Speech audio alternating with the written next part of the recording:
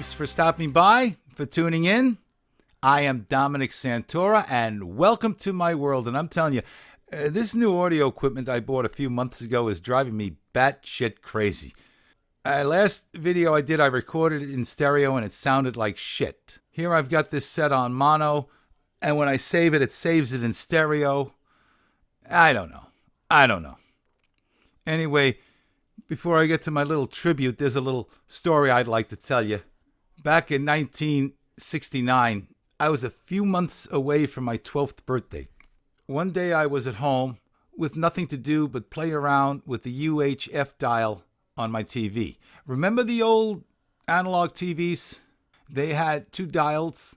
The first dial was VHF, very high frequency. This was for the standard channels, NBC, CBS, ABC. And the second dial was UHF, ultra high frequency. This had 60 channels, but only one channel ever came in real clear. It was channel 56. The others depended on the weather.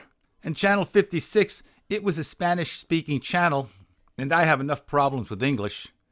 Anyway, on this day, I was bored, so I turned on the TV, and for the hell of it, I switched it to UHF. And it was already on channel 56, but there was something different. The show that was on was in English. But when they broke for a commercial, it went back to Spanish. Then when the show came on, it was back to English. It was bizarre.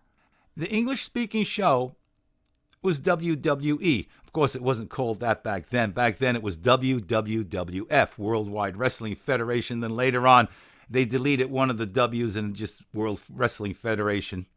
Anyway, back to 1969 and 12-year-old me. I'm looking at this professional wrestling. I'm saying to myself, this can't be real. Because I watched boxing with my father. And I saw what happens when you're continuously punched in the face. I'm looking at these guys throwing blows at each other, and it's like they were never hit. But it was entertaining. It was funny. I was starting to get loud, and my father came into the room to see what was going on. And the first words out of his mouth was, "You do realize this is fake, right?" And I told him I had that figured out in 5 minutes, Dad. I still like it. It's funny. And my father and we started going to live wrestling events at Madison Square Garden in New York City or the Nassau Coliseum out in Long Island. And that's where I saw Bruno Sammartino, and I saw Andre the Giant in his prime, and Don Leo Jonathan, Pedro Morales, Victor Rivera, Dominic DeNucci, Gorilla Monsoon, and there was Mr. Fuji and Tairo Tanaka, and they were tag team champs. And Tairo Tanaka was also called Professor Tanaka, and we were neighbors. Really, it was just a few years before he died. I'll never forget the first time I met him. Now, when I meet a celebrity, I don't ask for an autograph. I don't ask for a picture. All I ask for is a hello back and maybe a conversation. And Professor Tanaka and I had a few nice conversations. He died in 2000, I believe. Like I said, the first time I met him, I did mention that I saw him wrestle in Madison Square Garden. I was so calm and collected on the outside, but on the inside, there was this 12-year-old boy going crazy. It's the professor, and he's my neighbor. How cool is that? Yes, yes, yes, yes. He didn't like talking about wrestling, but we found other things we could chat about. Anyway, I used to buy wrestling magazines to follow the other territories, and as I got older, I gained a better appreciation for the craft, the psyche, the art of professional wrestling.